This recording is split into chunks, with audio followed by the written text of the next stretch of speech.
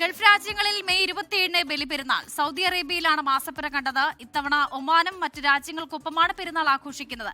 കേരളത്തിൽ ഈ മാസം 28-നാകും ബലിപെരുന്നാൾ. മാസപ്പിറവി ദൃശ്യമാകാത്ത സാഹചര്യത്തിൽ ചൊവ്വാഴ്ച ദുൽഹജ് 1 കണക്കാക്കും.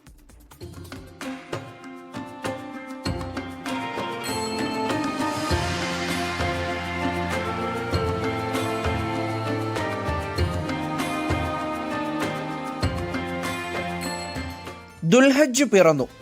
വിശ്വാസികളുടെ മനസ്സിനെ കുളിരണിയിക്കാൻ മറ്റൊരു ബലിപെരുന്നാൾ കൂടി കടന്നുവരുന്നു. ത്യാഗസ്മരണയിൽ ലബ്ബൈക്ക് ചൊല്ലി പെരുന്നാളിനെ സ്വീകരിക്കാനുള്ള ഒരുക്കത്തിലാണ് ഗൾഫ് രാജ്യങ്ങൾ.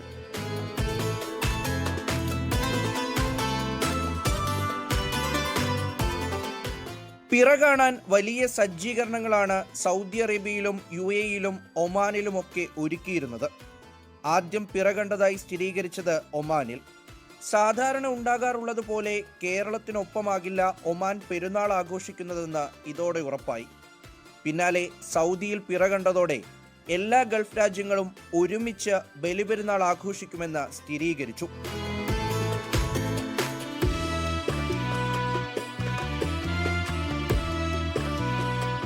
അഞ്ചു ദിവസത്തെ ഔദ്യോഗിക പെരുന്നാൾ അവധിയാണ് സർക്കാർ സ്ഥാപനങ്ങൾക്കും വിദ്യാഭ്യാസ സ്ഥാപനങ്ങൾക്കും UAE പ്രഖ്യാപിച്ചിരിക്കുന്നത്. മെയ് 25 മുതൽ 29 വരെ.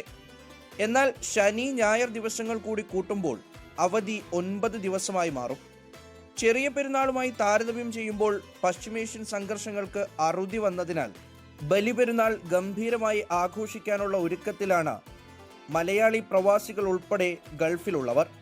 മുഹമ്മദ് റഹീസ്, 24, ദുബായ്.